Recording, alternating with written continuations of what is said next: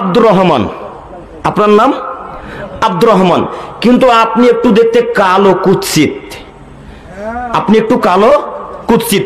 তখন আপনাদের গ্রামের খান্দোয়া গ্রামের মানুষ বলছে, এই কালুয়া এদিকে শুন, এ বলে ডাকেন না মনে হয় না?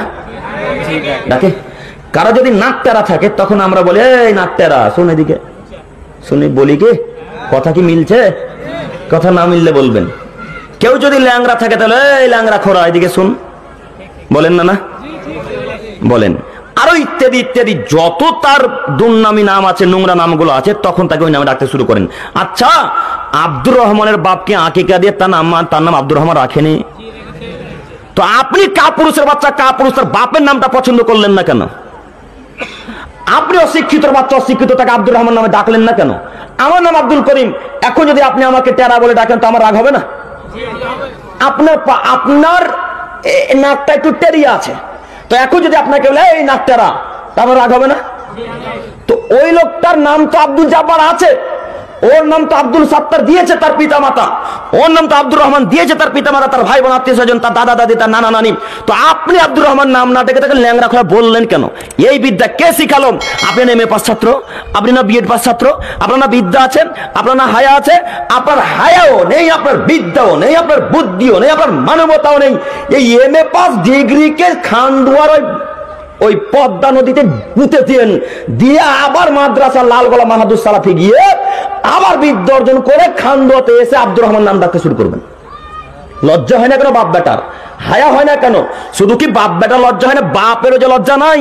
বাপ নাম রেখেছে আকিকা দিয়ে আব্দুর রহমান, বাপ বলছে কালুয়া, বলে না?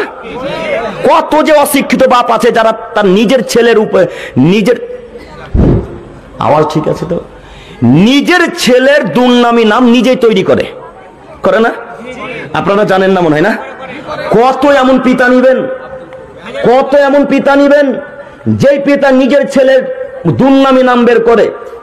এই বাপকে যদি শিক্ষিত বলেন তাহলে আসলে শিক্ষিতকে, এই বাপকে যদি শিক্ষিত বলেন তাহলে আসলে শিক্ষিতকে, আসলে আমি বুঝাতে পারলাম না শিক্ষিতকে।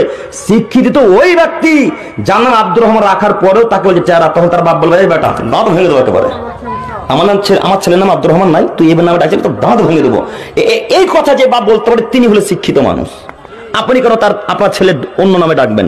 যেটা আপনি নাম রেখেছেন সেই নামে ডাকবেন আজকে থেকে ইনশাল্লাহ। আজকের পর থেকে এই গ্রামের মানুষ কোন দুর্নামি নামে আর ডাকবেন ইনশাল্লাহ। ল্যাংরা, খোরা, টেরা, আর কি আরো কত কি নাম আছে, শুধু তো এটা আমার মুখের ভাষা মনে এলো তাই বললাম। আপনারা আরো জানেন কত কি নাম আছে না? আপনারা ভালোভাবে জানেন, মানে আমরাও তো গ্রামে থাকি, এই জন্য বলতে পারছি। যাই হোক, আজকের পর থেকে আর নোংরা নামে কাউকে ডাকবেন ইনশাল্লাহ। যেটা নাম দিয়েছেন পিতামাতা সেই নামে ডাকবো ইনশাল্লাহ, ইনশাল্লাহ।